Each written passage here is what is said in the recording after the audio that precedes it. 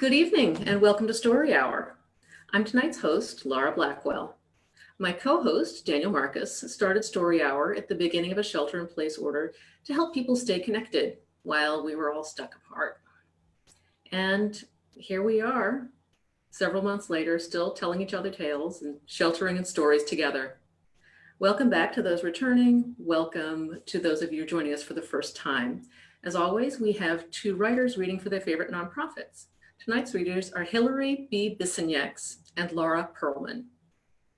If you are fortunate enough to help others during this time, please consider a donation to one or both of our two featured nonprofits, Oakland Community Land Trust and RISIS. Hilary B. Bisienieks is reading for Oakland Community Land Trust. OCLT's mission is to expand and preserve housing and economic development opportunities for Black, Indigenous, and other communities of color, and for low-income residents of Oakland. In practice, OCLT acquires housing, land, and other critical community-serving real estate and stewards these in trust to ensure that they remain affordable forever. You can learn more at oakclt.org. Laura Pearlman is reading for RISIS. That's the Refugee and Immigrant Center for Education and Legal Services, but most of us just say RISIS. RISIS is a nonprofit agency that promotes justice by providing free and low-cost legal services to underserved immigrant children, families, and refugees. With legal services, social programs, bond assistance, and an advocacy team focused on changing the narrative around immigration in this country, RISIS is operating on the national front lines of the fight for immigration rights. RISIS defends the rights of immigrants and refugees, empowers individuals, families, and communities, and advocates for liberty and justice. You can learn more at risistexas.org. That's RAICES Texas.org. If you're here on Zoom, please mute your mic now. Feel free to leave your camera on. It can be very nice for the readers to actually see the people they're reading to. And chime in on the text chat if you like. If you are joining us on Facebook, thank you very much, but please understand that we are not seeing your messages in real time. Our first reader tonight is Hilary B. Bisienieks. Hilary B. Bisienieks is a Philadelphian, a podcaster, and a Quaker. He lives with his wife and two cats in Oakland, California. Hilary studied creative writing and English literature at Warren Wilson College in the mountains of Western North Carolina. While there, he also worked as a waste management technician and later as a bicycle mechanic. Hilary is the host of Tales from the Trunk, a podcast about science fiction, fantasy, and horror writing. You can find Hilary on Twitter at HB_Bisienieks. Hilary. Yeah. Can't wait to hear what you're reading for us tonight. I am reading A Step Out into the Blue from the anthology Skies of Wonder, Skies of Danger, 13 Tales of Airships, Pirates, and Wizards from Etherwatch Publishing. Elaine's stomach leapt into her throat as the airship dropped into the cloud tops, the sky outside going from blue to gray. Cargo in the hold crashed and scattered when the ship leveled out a moment later, making Elaine glad she'd secured her tool roll when they'd scrambled to take off a minute before.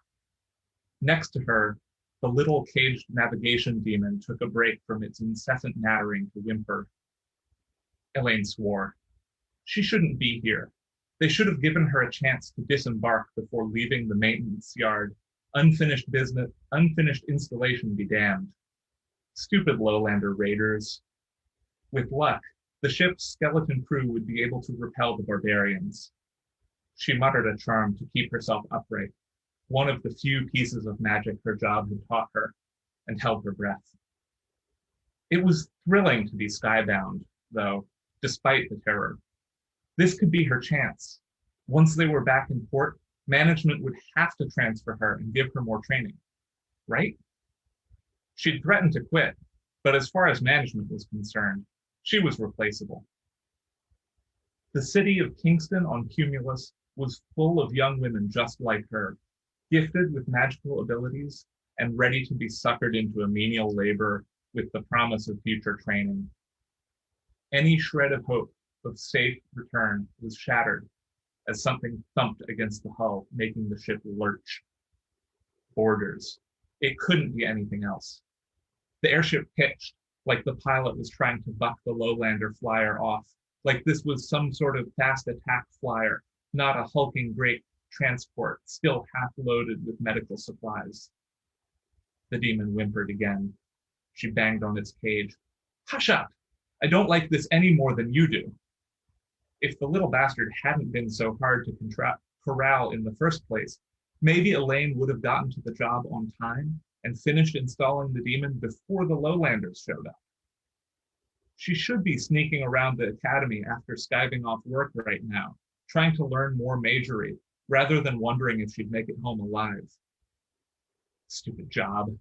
If they would just give her the training she'd been promised for months, Elaine could have quit and gotten a real mage's job instead. Something safe and away from the maintenance yard and its lax security. The ship lurched with a second thump.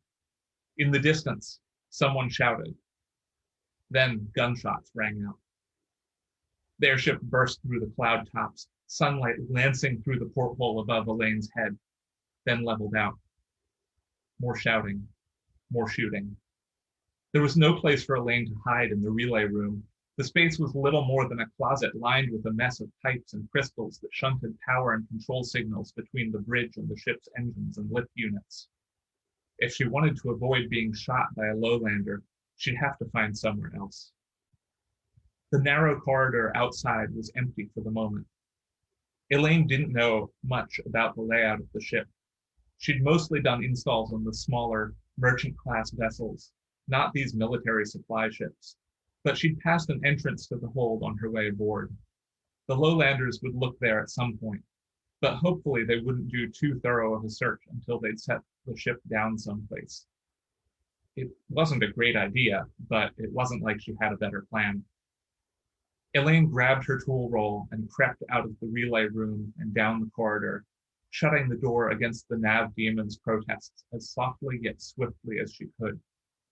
She stifled a yelp at a sudden noise behind her and dashed the rest of the way to the hold, expecting at any moment to hear a gunshot or a shout, but nothing happened. In the hold, the cargo was scattered across the deck from their evasive maneuvers.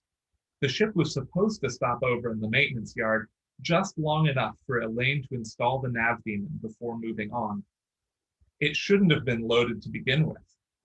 Nevertheless, the chaos of the hold was a godsend. Elaine found a hiding spot among some pallets of bandages beneath a heavy tarp where she could still see the doorway. From there, she might be able to manage a stunning spell.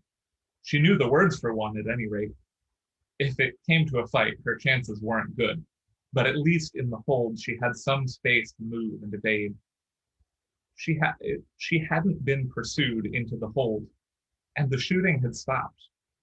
Maybe the lowlanders had been repelled? Elaine didn't know how large a crew had been aboard when they had taken off, nor how many lowlanders had been in pursuit. A shadow passed across the sliver of hallway outside, and a moment later, a woman stepped through the door. She had commanding bearing, definitely not one of the ship's original crew. So much for that hope. The woman wore a motley but dashing ensemble that looked like it had been pillaged from half the sky's armies. Her breeches, blouse, and vest a riot of contrasting colors, topped with a long, heavy coat that nearly brushed the floor. In one hand, she bore a carbine like those used by air crews around the maintenance yard, while her other hand gripped a tall staff that she seemed to lean on slightly. A mage's staff. Its power tingled at the edge of Elaine's perception. Had this lowlander stolen a mage's staff, or was she herself a mage? The woman stalked through the hold. She didn't carry herself like any of the mages Elaine had met. No haughtiness in her dress or her step. But she didn't look like the pictures of barbaric lowlanders from the papers either. The woman passed within a few feet of Elaine's hiding spot, and Elaine prayed she could hold herself still enough. She could cast an illusion to hide further, but not without making a sound. The officer walked on, though, step, thump, her footfalls and the sound of the staff hitting the deck, the only sounds in Elaine's world. Then, satisfied, the woman left, and Elaine could breathe again. Elaine stayed put, wondering what she should do. It was a foolhardy thought, but if she could steal the staff, surely even her meager abilities would allow her to send some sort of distress signal. The chances of her being able to steal it, whether the lowlander was a mage or simple pirate, were slim. If she had the demon, though, its abilities were limited, but with luck and maybe some coaxing, Elaine might be able to use it to get a message out. One of the first spells that Elaine had taught herself was a silencing charm. It made it easier to sneak around the Mage's Academy and get bits and pieces of the training she'd otherwise been denied. It came in handy now, as she extricated herself from under the tarp and crossed the hold. The ship had sunk back down into the cloud layer, though the smoothness of its flight suggested they were yet near the top, and the shadows in the corridor outside had lost some of their definition. She eased open the door to the relay room and peeked inside, the effort of maintaining her silencing charm for so long draining on her. Indeed, the room was quiet once Elaine entered and closed the door. She released her silencing charm, feeling the weight of maintaining it lift from her shoulders, and she breathed deeply for a few moments, her back against the door. It wasn't until she took another look around the room after collecting herself that Elaine realized why the room was so quiet. The nav demon, who had nattered at her quietly in its own language nearly constantly since she'd collected it from the office on her way to this job, was gone. The lowlander officer, she must have taken it while she was searching the ship. The demon wasn't smart, exactly. It could replace a human navigator, and it knew how to keep altitude and heading for the ship if the pilot stepped away from the helm. But Elaine didn't doubt for a moment that it would give her up, her presence, if not her location, the moment it felt threatened. They already knew she was aboard then. Using the demon to send a distress signal had been her best plan, but another option remained, a desperate option, built on chance and hope, though little of either: the mage's staff. Elaine didn't know if the lowlander captain used it for its magical power or just for the power it implied, but if Elaine could get it, the power that it held would make up for her own lack of talent. With the staff, she could get home and they'd have to train her. She'd make them do it. The ship began to shake a little, buffeted by turbulent winds. They were sinking lower into the cloud layer. Slowly, Elaine got to her feet and listened at the door. If she could keep her balance, the creaking of wood around her should obviate her need to use the silencing charm again for a while anyway. After a moment's consideration, she also got out the biggest of her wrenches. With the element of surprise, it might serve her better than trying to use an unfamiliar spell. Once again, Elaine stepped into the corridor, ears straining to hear footsteps over the sounds of wood and wind. She stayed low, each step careful as she headed towards the bridge. It had sounded like at least 2 flyers had landed on the airship, but who knew if either remained or if they'd departed, leaving behind a prize crew. Elaine saw the first bullet hole as she reached the end of the corridor, a jagged, splintered scar in the wall. She peered around the corner, but saw only more bullet holes, empty shell casings, and a splash of blood. The air reeked of gunpowder smoke still hanging in the air. Light glanced through a bullet hole in the far wall. Elaine took shallow breaths as she moved down the corridor towards the door to the bridge, expecting at any moment to hear someone shouting at her from behind or the crack of a gunshot. The door to the bridge was closed, but over the sound of the wind outside, Elaine could hear a voice. She inched her way towards the door and put an eye up to a bullet hole in the wall by the doorframe. The Lowlander officer was inside, seated at the controls. Elaine's limited view, however, didn't show her anyone else, or the nav demon, or the staff. Elaine pressed her ear to the hole just in time to hear a quick, "Yes, Captain Barton," then footsteps approaching.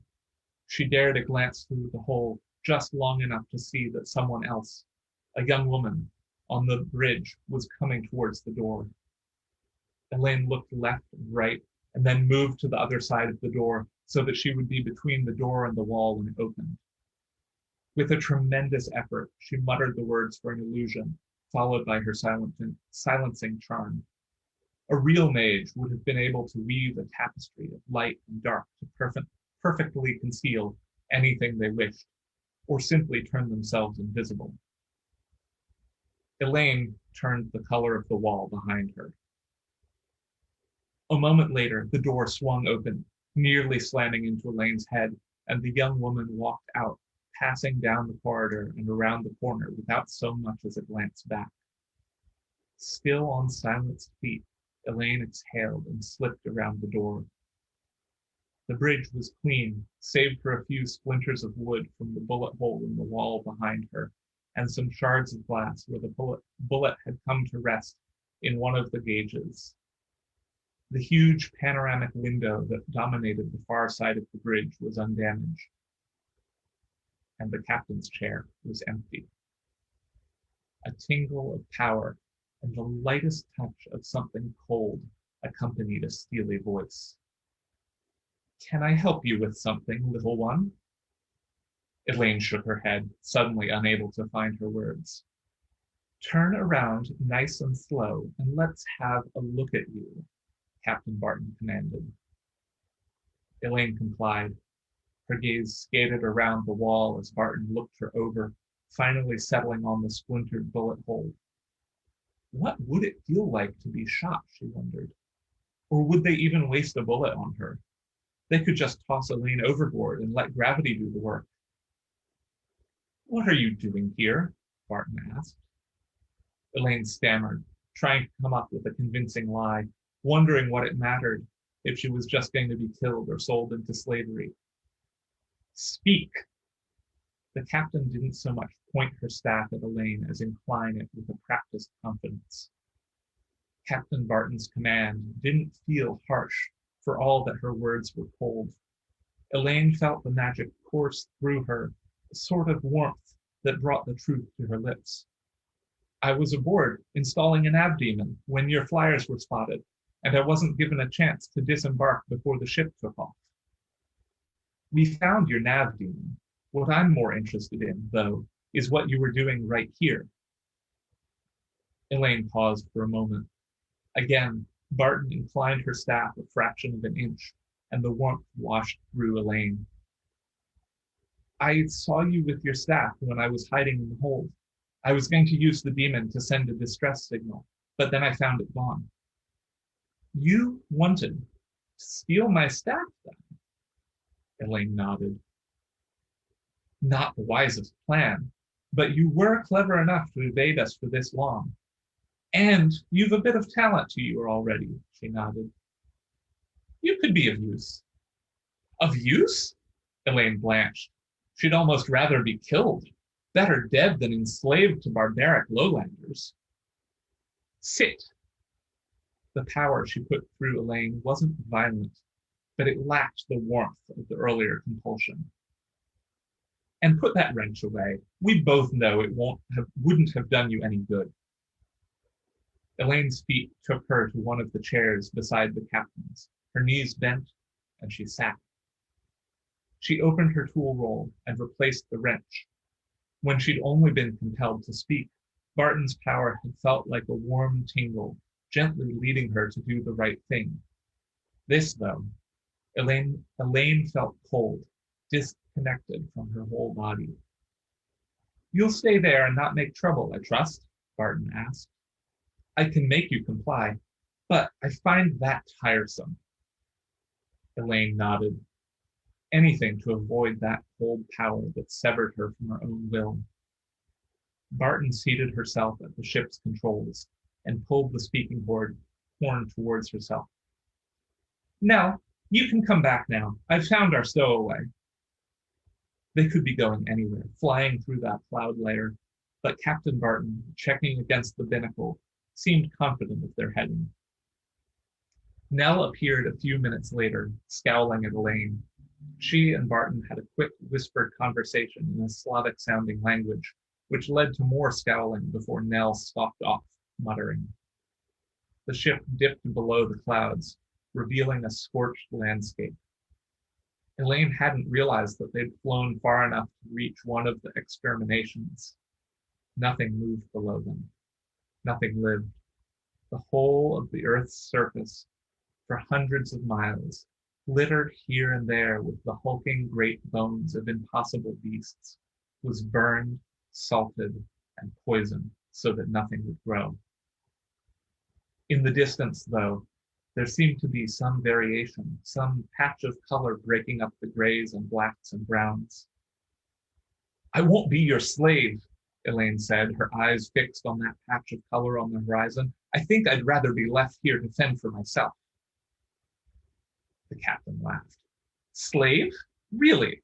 Is that what people are saying about us nowadays? You said that I could be of use, Elaine said, reddening at Barton's laughter. Did this lowlander take her for a fool? Well, if she did, that wasn't wholly unfair. Elaine had tried to steal a mage's staff. I did, and you can, Barton said, if you want to.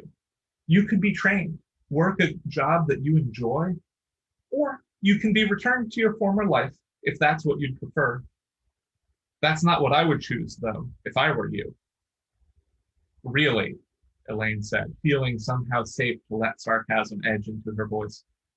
Because from where I'm sitting, it feels like I'm being kidnapped. Anyway, what do you know of my life? Captain Barton turned and looked Elaine dead in the eyes. You've got talent. That's going to waste. You work at a dead-end job in hopes that one day you'll get the chance to climb the ladder, get some training, and do something better. The rich are robbing you blind and telling you you're lucky to have as much as you do. I'd trade that away in an instant. Elaine's eyes widened, then narrowed. And I suppose that I'd be better off among barbarians and pirates, scraping out a living on the surface, always on the lookout for some hulking great monster who could come along and eat me up like a snow pea? You really don't know anything about what it's like down on the surface, do you? Only the propaganda they've been feeding you since the day of your birth. The patch of color on the horizon was somewhat larger than before, though without any sense of speed or scale, Elaine couldn't guess how long it would be until they reached it. I suppose that you're going to tell me that it's a fantasy land where nothing bad happens? You're going to say that nobody from the surface ever forms a raiding party, boards a cargo ship, kills her crew, and kidnaps a young woman who shouldn't even be aboard, for instance? Try the other one. It's got bells. Believe me or don't, Barton said, looking at Elaine again. We'll be landing in less than an hour's time. If you're convinced that you'd be better off back where you came from, I'll personally see to it that you're put on a flyer and left somewhere safe, with a distress beacon and a week's worth of food. I was like you once. She carefully pulled one sleeve up, revealing a mass of taut, scarred skin covering half her forearm. Above it, there was part of a faded tattoo, its blue-black lines describing some sort of regimental insignia. Before I went to the surface, I served the Queen. I was a mage for the 5th Heavy Dragoons, fighting for Queen and country above the continent. The captain fell silent, and for a minute there was only the sound of engines and wind. Elaine broke the silence at last. What happened to make you leave? My platoon's flyer was shot down near Zagreb. Nobody else survived. I barely did. Some civilians pulled me out of the fire, helped patch me up. I could have gone back. I could have laid a beacon on myself and brought my own rescue, gone home to medals. But I saw something. Those refugees living on the surface, They had nothing, nobody but themselves to rely on. Zagreb, high overhead, was not their home. The occupying forces had made certain of that, but they kept going. There was talk among them of a safe haven, so I decided that I'd help them get there. Captain Barton lapsed into silence again. After a few minutes, Elaine felt compelled to ask, then what happened? We got picked up by a crew out searching for refugees and taken to a camp. I stayed, not there ultimately, but the leaders of that camp had already scouted out several locations for us to move to. By the time that location was no longer tenable, everything was set up for us to up and move to another place. Silence again. So you're taking me to what? A refugee camp? Yes. And no. Freiheit isn't just a camp, though we have people trying to find refugees still. The war isn't just the glory you read about in the papers. Nobody talks about the human toll on those uninvolved citizens around whose ears the wars keep descending a death.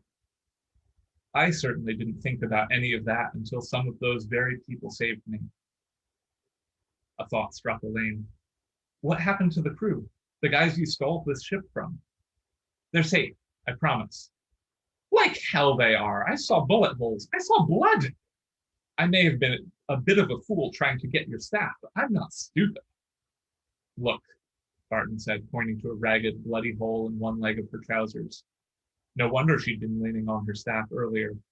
The only person shot was me. This ship's former crew were put on flyers, unconscious but unharmed, and left somewhere they'd be found, just as you would have been if we'd found you when we first boarded. That's as far as I can vouch for their safety. Elaine gave her a skeptical look. This Captain Barton certainly wasn't like any of the lowlanders she'd ever heard about. Hell, she couldn't think of anyone who would make an effort not to harm people who were shooting at them. I didn't start my day looking to kidnap anyone, Barton said, seeming to read her mind. But here you are. Your being here is my mistake, and I've got to take some responsibility for that. We're not the bloodthirsty pirates that your serials and newspapers make us out to be. The women and men of Freiheit aren't anyway. We take what we need as payment for the violence that's been done to our people by society and wars, but we don't take lives, not if we can help it. All right, say I come to Freiheit, Elaine said, and say I don't take you up on the offer of safe transport away. What did you mean about training? As a mage, the captain said. There are precious few of us around. Those charms to turn you colors and silence your footfalls were well done for someone with little training. Just think of what you could do if you were apprenticed to an actual mage. Really? Elaine's heart leapt, then sank. Training, yes. That was what she had wanted, what she'd begged for. But like this? Leaving behind all that she knew in the sky? The other girls from the boarding house would wonder what happened to her. Maybe some of them would miss her. What happens if I want to leave? Later, I mean. Anyone in Freiheit is free to leave so long as they don't mean us harm. The council might decide to bind you to certain promises if you did decide to leave. Many of us are thieves of the sort, after all. Anyhow, think it over. We arrive in half an hour. And if there are any affairs I need to wrap up back where I'm from? Barton gave her a critical look. You resent your job, where they likely pay you pittance, so you live in a boarding house with other women like yourself. If you had any family attachments, you would have mentioned them already. How am I doing? Elaine glared at her. The offer I make to you is sincere, but it's not the offer I would make to everybody.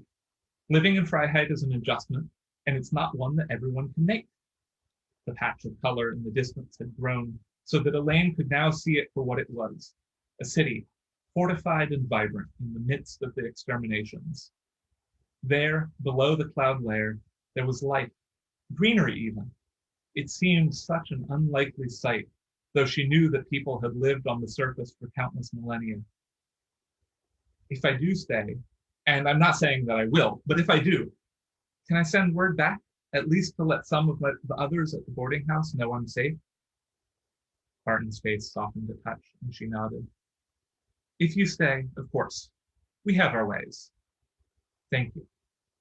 If. It would be a change, but wasn't that what Elaine had been wanting? And Captain Barton had said that she could always go home if she chose to.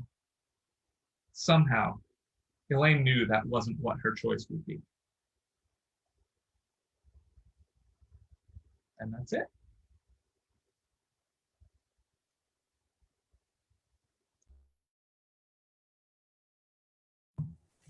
Thank you, Hilary. I was expecting a lot of swashbuckling, and although I got a bit of that, it also turned out to be very thoughtful. I really liked that. Thank you. Thank you. The breath between the stories. Always takes a second to reset and be ready for a new one. Yes, it does. So our next reader tonight is Laura Pearlman. Laura Pearlman's fiction has appeared in Nature, Shimmer, Flash Fiction Online, and a handful of other places. Her lolcat captions have appeared in McSweeney's. She is a former associate editor at Escape Pod and editor of the entirely hypothetical Cat's Cast podcast. You can find her online at Laura's Bad Ideas on Twitter. Laura, welcome. I think I should unmute, yes. Hi. I think I'd better just let you start reading, and I'll keep an eye on that cat. If it looks like it's going to get you, I'll let you know. Okay. Okay. This is called The Shadow Over My Dorm Room, and it originally appeared in The Cackle of Cthulhu. The sky is falling, Chicken Little said, but of course I didn't understand him right away. He forgets sometimes that he no longer has lips and teeth and all the other bits you need to produce intelligible speech. I gave him a moment to remember. He isn't stupid. He's better than me at math, and his ancient religions project won some kind of award. He just has a hard time facing reality, at least where his affliction is concerned. He squawked for a minute the way he does when he's frustrated. Then my phone beeped with a notification. To Cam from Chicken Little. The sky is falling. I looked up. He was standing by the window, and I finally saw what he was talking about, another meteor shower. Good one, Bob, I said. The sky really is falling. Bob is Chicken Little's real name, Bob Little. He doesn't look like a chicken or any bird found in nature, really. The back part of his head is oversized, probably to accommodate his mostly human brain. And of course, birds don't have tentacles. But aside from that, he just looks like a guy with a vulture's head and talons. The nickname was my idea. Bob's appearance can be a little intimidating. The chicken in Chicken Little humanizes him. It gets people thinking about wholesome domesticated farm animals instead of vicious carrion-eating scavengers. And every time someone hears or says the name, they're reminded of the children's story, which nudges them into being less afraid or less willing to admit they're afraid, which is almost the same thing. His wardrobe was also my idea. Button-down shirts in calming pastel colors. T-shirts or polo shirts would have been better, but they don't fit over his head. Matching oven mitts over his talons. Brightly colored shorts to draw attention to his normal human legs, and, whenever possible, sandals to expose his normal human feet. He doesn't wear a hat, his head isn't the right shape for it, and besides, if you're in a receptive mood, the multicolored tentacles on top of his head give him a festive, jaunty look. Small children point and laugh when they see him, but that's better than screaming and crying, which is what they used to do. They don't teach this stuff in Marketing 101 or 102, 201, or 202. I know because I aced them all. Most parents would be proud. Mine never got over the fact that I'd chosen MISCU over Berkeley. They thought the university's culture, traditions, and values were straight out of the 1930s. Things finally came to a head when I told them I was doing my Marketing 301 internship at Megacorp's Arkham branch. Mom and Dad are throwbacks to the 60s who were, as they so charmingly put it, having grave misgivings about funding the sale of my soul to my eventual corporate overlords. So grave, in fact, they decided to cut me off. There's no way I'd be able to afford Miss View on my own. So I worked out what I hoped would be an acceptable compromise and Skyped my folks. After some awkward small talk about my kid sister's piano recital, I got down to business. I think you'll be happy to hear this. It took some doing, but I quit my Megacorp internship and got one at Arkham Hospital. That's great, Mom said. A much better environment for you. You'll work with doctors and social workers and patients from all. Dad cut her off. You'll still be doing marketing, though, and working mostly with administrators, right, Chamomile? I hated that name, but I had bigger fish to fry. Marketing covers a lot of things, I said. We might be doing public service announcements, encouraging preventive care, recognizing signs of a stroke, that sort of thing. Anything was possible. In my interview, we talked mostly about the new plastic surgery wing. So, do you think you might reconsider? We've made our decision, Cam, Dad said. Do you want me to get kicked out? Because that's not the end of the world, Mom said. That place is a bad influence on you. Dad nodded. You can still get a degree, transfer to a less expensive school, get some loans, work part-time. That might work better for you. You'd be exposed to a more diverse. This again? Mom had been harping on the diversity thing ever since the Globe ran that article on Miss View's admissions process. My roommate is literally a monster. Is that diverse enough for you? And for your information, my marketing skills are the only reason people don't flee in terror at. I looked up just in time to see Bob rush out of the room. In the heat of the moment, I'd forgotten he was there. Bob and I had been roommates since freshman year. He was a nice guy and pretty average looking until a few months ago. The change had come on gradually. It started the night of a meteor shower. He came in late after I'd gone to sleep. In the morning, he told me he'd seen a meteorite fall. He said it was the most beautiful thing he'd ever seen, with colors he'd never even known existed. He picked it up and breathed in its fragrance, and the next thing he knew, it was morning and he was in his own bed. It took a while, but eventually he realized it must have been a dream. His nose seemed a little sharper than usual that morning, but I convinced myself I was imagining things. Each day after that, his nose grew a little longer and pointier, his eyes a little more deep set, his hair a little thinner. His head began to change shape, his eyes moved farther apart. Oddly, this seemed to improve his vision. The rest of his face was pushed upward and forward. His fingers got longer.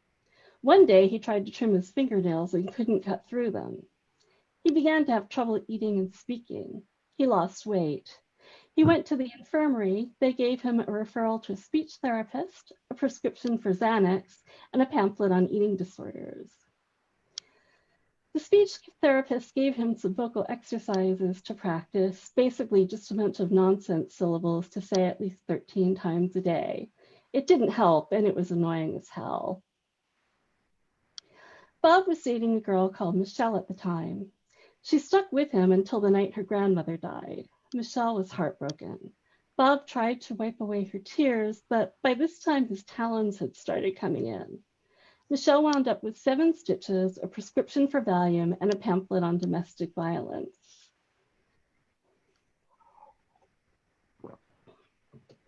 I apologized to my parents for the outburst, but by the time we hung up, they'd rejected all my attempts at compromise. Bob still hadn't returned. He'd rushed out without his oven mitts, a coat, or even shoes. I found him by the bushes near the library. His back was to me and he was crouched down. At first I thought he was sick. He jumped up when he heard me approach, and I saw he'd been bent over something that I believe had recently been a raccoon. Whatever it was, it had been torn apart. There was blood everywhere and chunks of flesh were missing. Bob looked at me, blood dripping from his beak and talons, and I knew instantly what was going on. He'd been performing CPR on this poor creature. He was the kindest and most hopeful person I'd ever known. How could I have called him a monster? After we got back to our room and Bob got cleaned up, we had a long talk. Well, I talked, he typed. He wasn't just upset about what I'd said. The night's meteor shower had put him on edge. His grades were slipping. He couldn't speak up in class. The talons made it difficult for him to type, and lately he'd been having trouble concentrating. Bob and I both skipped classes the next day. Our first stop was the infirmary, where Bob got a referral to Arkham Hospital's occupational therapy department, a prescription for Adderall, and a pamphlet on stress management. Next was the financial aid office, where I discovered I didn't qualify for any scholarships or grants, and the maximum student loan available to me would cover only a small fraction of my tuition. Then came the Office of Student Disability Services, located in the sub-basement of the administration building. Getting there was more difficult than we'd anticipated. We took the stairs all the way down and checked all the offices twice, but couldn't find it. When I opened the stairwell door to go back up, there was only a flight leading down. Well, that's weird, I said. Bob nodded. You don't happen to remember where? Bob shook his head. Well, the office is probably on this lower level, right? We'll just take care of our business there and ask for directions back. Bob shrugged. The first sub-basement had been clean and brightly lit. The second was cold and clammy with dim flickering lights. It smelled like fish that was old enough that your mom would throw it out, but that probably wouldn't make you sick if you cooked it thoroughly. Every so often, I thought I saw a rat or something dancing around the shadows. After what seemed like forever, we came upon an open door with a sign that said Student Disability Services. The office was just as damp and smelly as the hall. A large fish tank on one wall did nothing to brighten up the place. It was full of murky seawater and dull gray fish. There were a few wooden chairs near the fish tank and a reception desk at the opposite wall. The student behind the desk appeared to be doing some kind of math homework. His textbook was open to a page full of unfamiliar symbols and a diagram that looked like an Escher drawing, only more so. It reminded me of the halls we'd just walked through. Excuse me, I said. We decided that because of Bob's communications issues, I'd do most of the talking. This is Robert Little. We need to arrange for some accommodations for the student, Chad Gilman, according to the name at the top of his homework paper, grabbed a stack of forms and shoved them at me, not bothering to look up. Here, fill these out and bring them back. Then call and schedule an interview with Ms. Marsh. Can we just fill them out here? Suit yourself, Chad said, not looking up. We sat in the reception area and filled out the forms. There were a lot of them. Half the questions were about family medical history. We got through those pretty quickly. Bob was adopted, so we just answered unknown to all of them. We were almost finished when a woman stepped out of the inner office. I tried not to stare. She had some kind of skin condition, her eyes bulged, and she was extremely pregnant. She stared at Bob. Okay, she said, I can see you now. I started to get up. She snapped at me. Just him, confidentiality. Bob shrugged, and I handed him the forms. The two of them disappeared into her office. I pulled out my phone, but there was no reception in the sub-basement. No magazines in the waiting area either.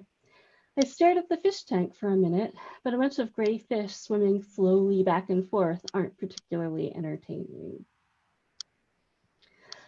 I walked over to Chad's desk. He'd moved on to another homework assignment. His handwriting was awful, but I could tell it was zoology because he'd drawn a giant squid.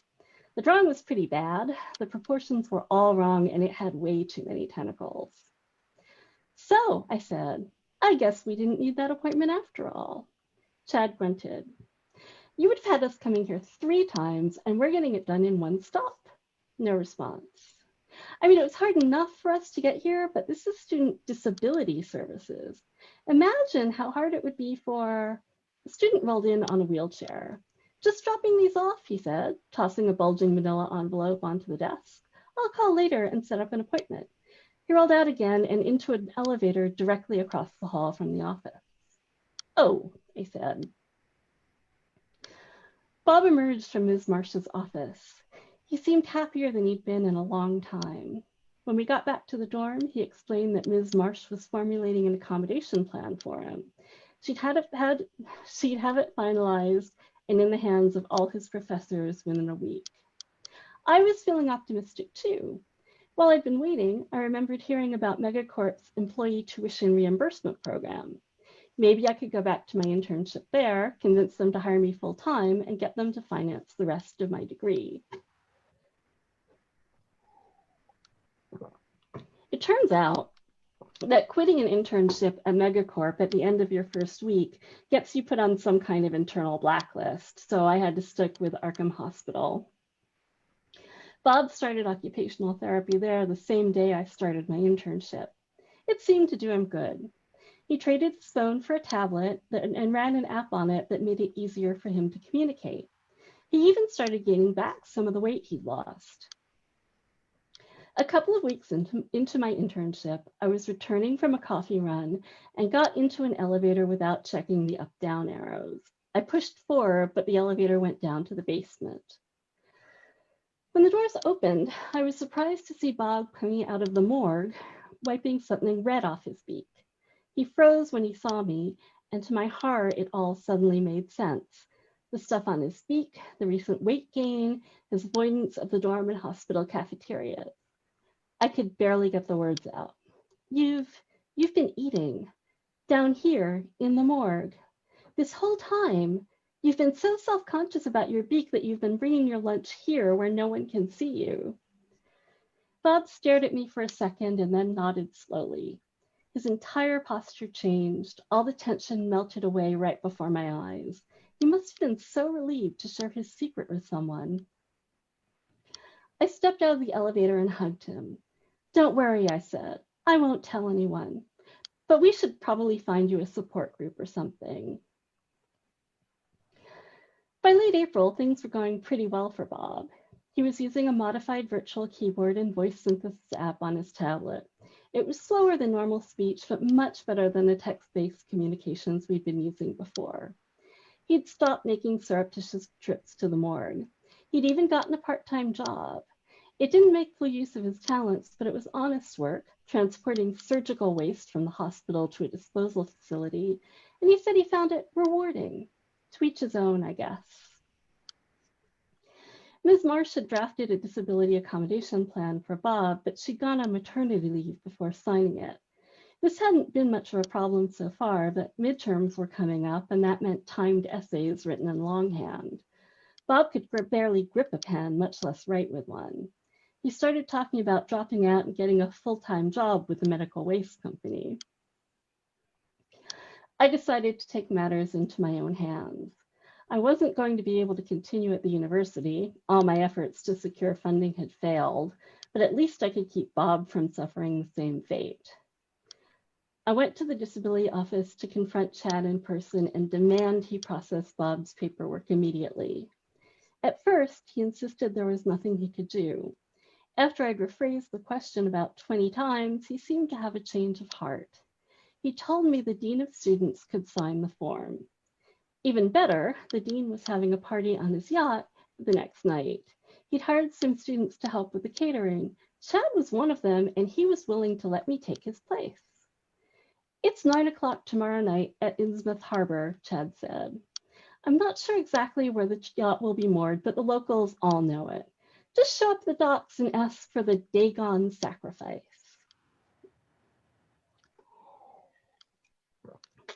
The Dagon sacrifice isn't a boat. By the time I figured that out, I had a broken nose and a knife at my throat. The last bus to Innsmouth arrived at 7 o'clock, so I had a couple hours to kill before the party. I browsed the Barnes & Noble for a while, then walked around a residential area near the harbor. The neighborhood was pretty eclectic, lots of new construction, some older homes in obvious disrepair, and the occasional well-maintained grand old house. Eventually, I found some shops near the harbor and went into the nearest Starbucks to relax with an iced caramel macchiato until it was time to go find the boat. I'd never been to Innsmouth before. Everyone said the town was creepy and insular. I didn't see any of that in Starbucks at first, just the normal mix of people chatting, reading, or working on laptops.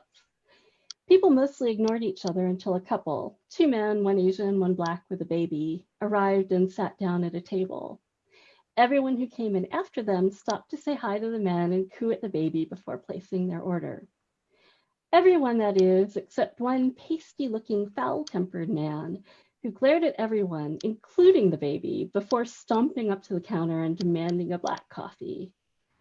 Tall, grande, or venti, the barista asked. Large, the man said with a snarl. He glared at everyone again as he took his coffee to go. His eyes were kind of bulging, so it was a particularly unsettling glare. I left a few minutes later. When I got to the harbor, I didn't see anything resembling a yacht. There were about a dozen people gathered near one of the boats, though. Excuse me, I called as I approached them. Is this the Dagon sacrifice? They all turned and looked at me, but no one answered. This boat, I said. Is it the Dagon sacrifice? I'm supposed to report to work for there at 9 o'clock. Chad Gilman sent me. Then I heard some tittering. A large man with a tattoo of a giant squid on his left arm stepped forward and clapped his hand around my shoulder in what I took to be a friendly gesture. Oh, yes, he said. This is definitely the Dagon sacrifice. Squid Tattoo Man walked me towards the boat, sweeping me along with him. More tittering. Now that I was close enough, I could see the name on the boat, the Unspeakable Horror. The surly man from Starbucks was part of the crowd. In the moonlight, their faces all looked pale and greenish gray. No one was dressed for a party. Squid Tattoo Man smelled like he jumped into a bathtub full of halibut a month ago and hadn't showered since. Did Dean really throw a party on a fishing boat? With guests who looked and smelled like this? Where were the other students and caterers? For that matter, where was the dean? Something was very wrong here. Oh, good, I said. I'm not late, am I? Squid Tattoo Man relaxed a little. I broke away from his grip and ran. Not fast enough. Men swarmed me. There was punching and kicking and dragging. For a minute, I was back in third grade, getting beat up yet again because chamomile sounds like a girl's name and I hadn't figured out how to talk my way out of a bad situation yet. Of course, the kids in my grade school typically walked away after administering a beating instead of dragging me onto a boat, producing a dagger with a weird tentacle carving on the hilt, and pressing the blade against my neck. Look, I said, forcing myself to remain calm. I know what this is about. Gentrification. The McMansions, the Starbucks, the McDonald's all over your town. All these new people moving in, making you feel insecure about your economy. You want to send a message. I can help you craft that message. I was pretty sure they wanted me or possibly my dead body to be that message, so this seemed like a reasonable compromise. This isn't about gentrification. I could hear the scare quotes in Squid Tattoo Man's voice. You cannot begin to comprehend the mysteries of, although, said one of the women, he does have a point. Yeah, said another, my coffee shop went out of business because of Starbucks, and we lost 2 hardware stores to Home Depot. Squid Tattoo Man began to chant something that sounded a lot like those voice exercises Bob did back when he still had a voice. Wait, let's just hear him out, said a voice in the crowd. Yeah, said another, why rush? We've got almost 3 hours until midnight. There were murmurs of agreement. Fine, Squid Tattoo Man said, relaxing his grip a little. Okay, I said. What you need is a marketing plan. You need to paint Innsmouth as a quaint, all-American town being overrun by chain stores that threaten to destroy your way of life. Have some kind of festival, the kind that's interesting to read about, but that people wouldn't actually want to travel to. Promoting local traditions. Issue press releases full of words like authentic and homespun. I was stalling for time. Other towns had tried this and failed. I had to throw in something new. But don't start with that. Start with something people love to sink their teeth into. Bullying. Make something up. Write a tearful blog post about Starbucks telling you you're too ugly to drink coffee in front of their other customers. That actually happened to me, said a woman whose appearance I won't attempt to describe. That's even better, I said. I mean, that's terrible, but it makes a better story.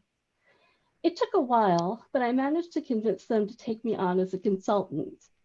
I had to swear my fealty in front of, well, you wouldn't believe me if I tried to describe it, but in exchange, they were willing to pay me more than enough to cover my tuition and living expenses. I called an Uber to take me back to campus. I was in pretty bad shape, so I had the driver drop me off at the infirmary. They sent me on my way with a nose splint, a prescription for Vicodin, and a pamphlet on codependency. Bob dropped out a week later. I ran to him a few more times at the hospital. He seemed happy. He ditched the oven mitts, too hard to do his job with them on, but kept wearing the colorful outfits I'd picked out for him. His coworkers joked around with him and called him Chicken Little. The nickname was an effective bit of branding, and it served Bob well, but he was nothing like the character from the children's story. Bob had never been an alarmist. The real Chicken Littles were my parents, and they couldn't have been more wrong. My overlords were anything but corporate, and they weren't at all interested in my soul. And that's it. Brilliant. Wonderful. Brand new mashup subgenre. Fantastic. Oh, yes. That was great. Thank you. And you know, Daniel, I was gonna say that these stories both had something to do with finding the humanity in the other, but I think that maybe Laura's protagonist found a little too much humanity where there wasn't so much. Right. The first half that worked though. But oh, that was wonderful. Thank you both for these stories full of surprises. Yeah, another great night. Yeah, yeah. Well, next week is going to be great, but in a different way. We have a special spooky Halloween story hour with Daniel Brahm and Rachel Unger. And you can keep up to date about upcoming authors at storyhour2020.com and see programs you may have missed at the Story Hour page on Facebook. Hilary, Laura, thank you so much for sharing your stories with us tonight. Thank you for having us. Thank you so much for having us. Thank you to my co-host, Daniel Marcus, without whom we would not have a story hour. And thank you, all of you who've joined us here, for joining us in Spinning the Fictive Dream tonight on Story Hour. Good night. Thanks, everybody. Good night.